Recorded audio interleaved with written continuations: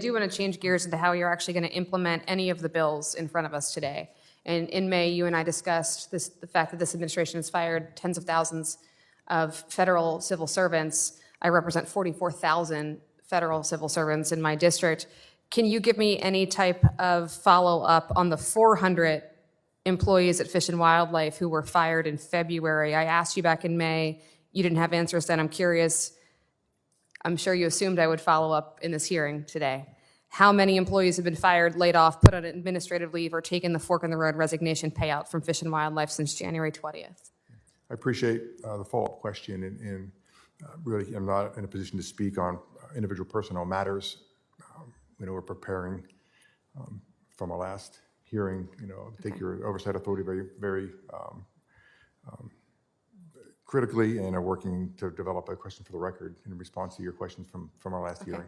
They're not individual personnel matters, though. I'm talking holistically across the department. So I'm not sure the next time you're going to be in front of us, but I highly, highly recommend that you come with some better facts and figures, because this is not a mystery. These are public civil servants, many of whom are sitting at home being paid with taxpayer dollars on administrative leave, not doing their jobs, not serving the American people.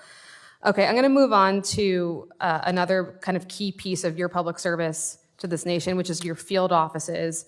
Again, Interior publicly stated its plan to close 150 field offices nationwide. When I asked you in May about the potential of those closures, you said you did not have the information available. Again, this is where our constituents can actually meet you and take advantage of the services that their taxpayers' tax dollars pay for.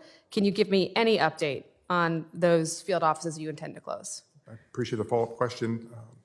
Our staff members that are with the service are dedicated staff members. Of course they are, yes. They're focused on delivering outcomes, positive outcomes for the administration, for American people. No one is questioning that. And they continue to do that work. But how many field offices do you plan to close, and when? I'd be happy to follow up with you.